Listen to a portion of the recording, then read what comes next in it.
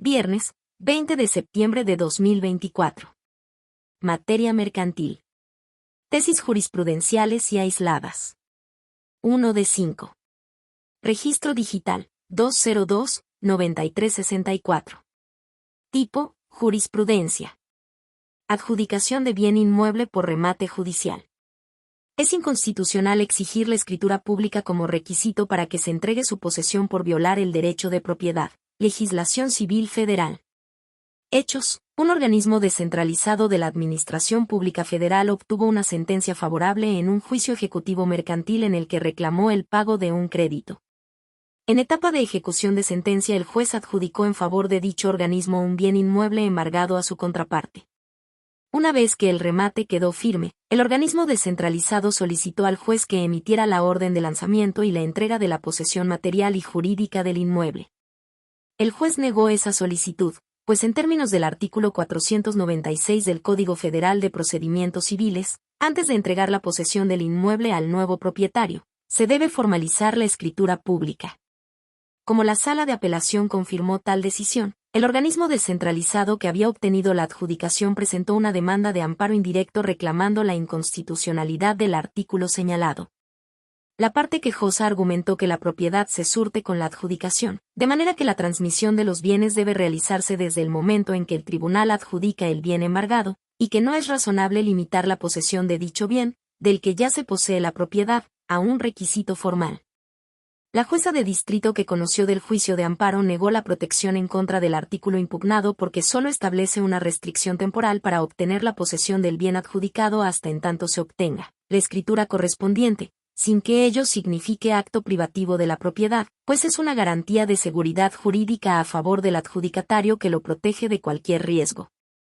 Siendo así, el organismo descentralizado quejoso recurrió tal determinación que fue enviada por el Tribunal Colegiado del Conocimiento a la Suprema Corte de Justicia de la Nación para resolver el problema de constitucionalidad planteado.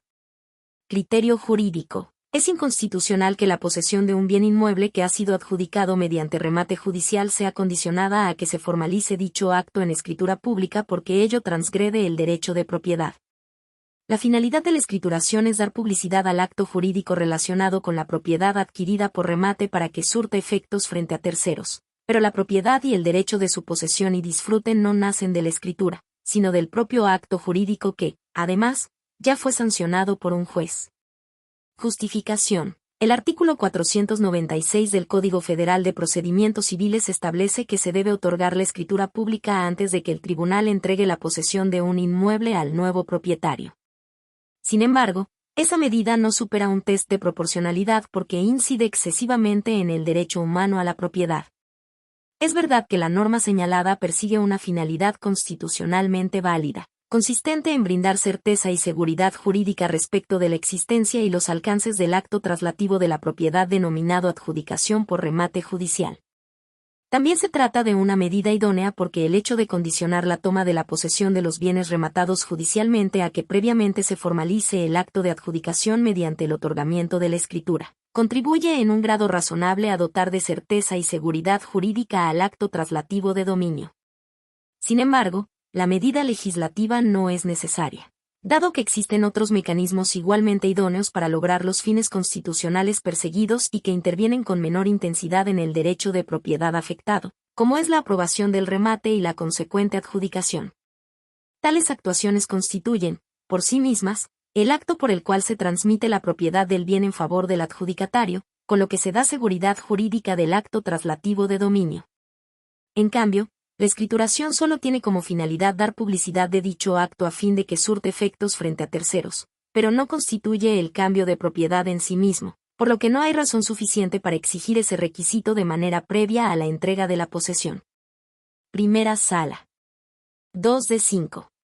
Registro digital, 202-9409. Tipo, jurisprudencia. Retención de bienes en materia mercantil. Para otorgarla como medida cautelar no le aplican las condiciones de la apariencia del buen derecho y el peligro en la demora, las cuales corresponden a la suspensión en materia de amparo. Hechos. En un juicio oral mercantil una empresa demandó la nulidad de un contrato de compraventa y solicitó como medida cautelar la retención de cuentas bancarias de la parte demandada. El juez negó la retención, pues consideró que la solicitante no demostró la existencia de un crédito líquido y exigible en términos del artículo 1175, fracción, del Código de Comercio.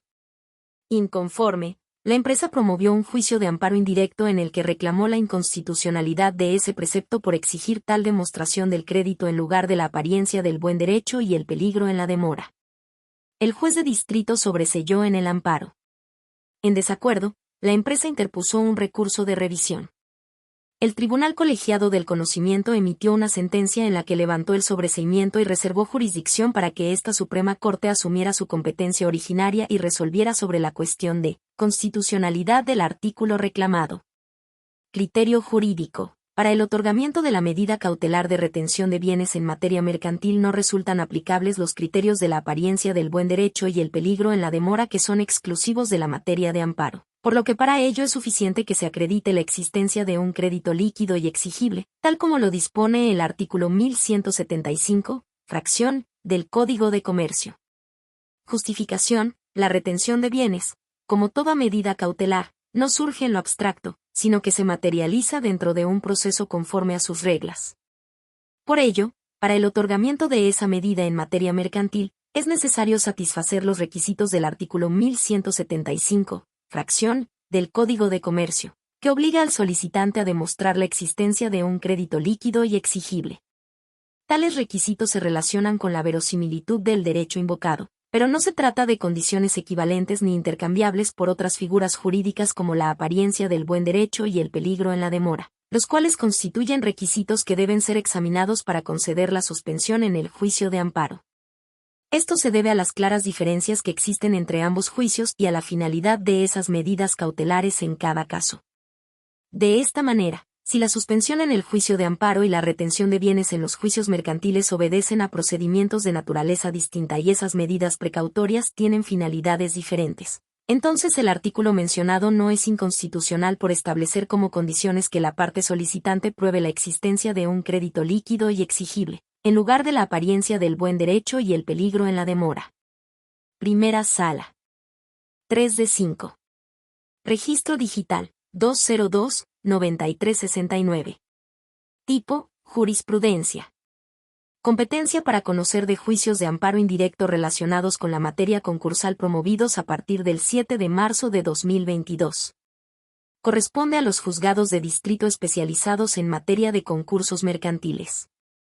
Hechos. Los tribunales colegiados de circuito contendiente sustentaron criterios contradictorios al analizar qué órgano jurisdiccional es competente para conocer de la demanda de amparo indirecto presentada a partir de que los juzgados de distrito en materia de concursos mercantiles iniciaron funciones 7 de marzo de 2022, en la que se reclamó una resolución emitida en un concurso mercantil iniciado antes del 16 de noviembre de 2020. Uno concluyó que el juzgado de distrito en materia de concursos mercantiles, con residencia en la Ciudad de México y jurisdicción en toda la República Mexicana, es competente por haber cesado la competencia de los juzgados de distrito mixtos, semiespecializados y especializados en materia civil o mercantil del país para tal efecto. El otro sostuvo que la competencia recaía en un juzgado de distrito con competencia mixta, pues consideró que el juicio de amparo deriva de un concurso mercantil que se ingresó antes de que los juzgados de distritos especializados en materia concursal iniciaran funciones.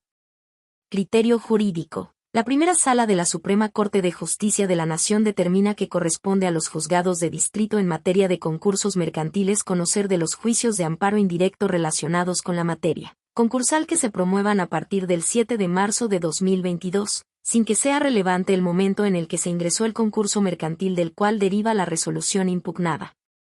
Justificación. De los artículos 2, 3 y 6 del Acuerdo General 4/2022 del Pleno del Consejo de la Judicatura Federal se desprende que los juzgados primero y segundo de distrito en materia de concursos mercantiles iniciaron funciones el 7 de marzo de 2022 con la finalidad de conocer todas las controversias en materia concursal a que se refieren el artículo 59, fracción 2, de la Ley Orgánica del Poder Judicial de la Federación y la Ley de Concursos Mercantiles, así como de los juicios de amparo indirecto relacionados con algún procedimiento concursal, por lo que a partir de esa fecha se les remitirán los nuevos asuntos relacionados con esa materia. Ahora bien, La regla de competencia temporal contenida en el artículo 8 del Acuerdo General referido solo tuvo como propósito regular las cargas de trabajo y ampliar las facultades de los órganos jurisdiccionales especializados, para hacerse cargo de los asuntos que antes del inicio de sus funciones se encontraran pendientes de resolución, sin que dicha regla sea aplicable a los juicios de amparo indirecto promovidos después del 7 de marzo de 2022, pues de conformidad con él. Precepto quinto transitorio del ordenamiento indicado a partir de esa fecha cesó la competencia de los juzgados de distrito mixtos, semiespecializados y especializados para conocer de nuevos asuntos vinculados con la materia concursal. Primera Sala. 4 de 5. Registro digital, 202-9396. Tipo, aislada. Laudo arbitral. La copia certificada expedida por árbitro privado no es oponible al derecho de propiedad del adjudicatario en remate. Hechos. La tercera extraña promovió amparo indirecto en el que reclamó el embargo, inscripción, remate y adjudicación de un inmueble en un juicio ejecutivo mercantil. Para acreditar su interés jurídico exhibió copia certificada de un laudo arbitral expedida por un árbitro privado, con el que manifestó haber adquirido la propiedad del bien. Con base en esa documental se le concedió la protección constitucional, para el efecto de que la autoridad responsable dejara insubsistente todo lo actuado a partir de la adjudicación y le diera intervención en el procedimiento de ejecución. Criterio jurídico. Este tribunal colegiado de circuito determina que la copia certificada del laudo arbitral expedida por árbitro privado no es oponible al derecho de propiedad del adjudicatario en remate. Justificación. Los artículos 1415 a 1480 del Código de Comercio regulan la facultad del árbitro comercial para resolver las controversias arbitrales sometidas a su conocimiento a través del procedimiento arbitral, pero no lo facultan expresamente como un funcionario público que pueda ejercer actos con fe pública, por lo que carece de facultades para dar fe de los actos sometidos a su conocimiento, ya sea de manera originaria o derivada, de ahí que sus actuaciones carecen de fecha cierta frente a terceros. Las transacciones a las que se les da la forma de laudo arbitral, como tienen la naturaleza de un documento privado, solo vinculan con la calidad de cosa juzgada a quienes intervinieron y sometieron su controversia al arbitraje, por lo que para que pueda ser oponible a terceros adquirentes de buena fe a través de un procedimiento de remate y adjudicación en un juicio ejecutivo mercantil, el derecho de propiedad transmitido en ese convenio o transacción debe protocolizarse y elevarse a escritura pública, para que se inscriba y surte efectos frente a terceros, en términos de los artículos 3005 y 3007 del Código Civil Federal, de aplicación supletoria al Código de Comercio en términos de su artículo 1054. Segundo Tribunal Colegiado en Materia Civil y de Trabajo del 21º Circuito. 5 de 5. Registro digital, 202-9401. Tipo, aislada. Póliza de seguro. El reclamo de su cumplimiento puede hacerse tanto en el domicilio que aparece en la carátula de la póliza, como en alguna de las sucursales de la aseguradora. Hechos. En el juicio oral mercantil se demandó el cumplimiento forzoso de una póliza de seguro. La demandada señaló que no recibió la solicitud correspondiente, debido a que no se presentó en su oficina central, sino en una de sus sucursales. No obstante, se le condenó al pago de la prestación. Criterio jurídico. Este tribunal colegiado de circuito determina que el reclamo de cumplimiento de una póliza de seguro puede hacerse tanto en el domicilio que aparece en la carátula de la póliza, como en alguna de las sucursales de la aseguradora. Justificación. Si bien es cierto que regularmente en las condiciones generales del seguro o en la póliza correspondiente aparece que las comunicaciones dirigidas a la aseguradora se enviarán directamente al domicilio señalado en la carátula de la póliza, también lo es que ello no es impedimento para que el asegurado o beneficiario presente la reclamación sobre el cumplimiento de su póliza en alguna sucursal, pues no puede imponérsele la obligación de acudir solo a la oficina central de dicha empresa. Máxime si en la propia póliza aparecen números telefónicos de asistencia y las personas que los atienden indican a los asegurados que acudan a determinada sucursal a entregar la documentación correspondiente y los empleados de ésta la reciben. Segundo Tribunal Colegiado en Materia Civil y de Trabajo del 21º Circuito.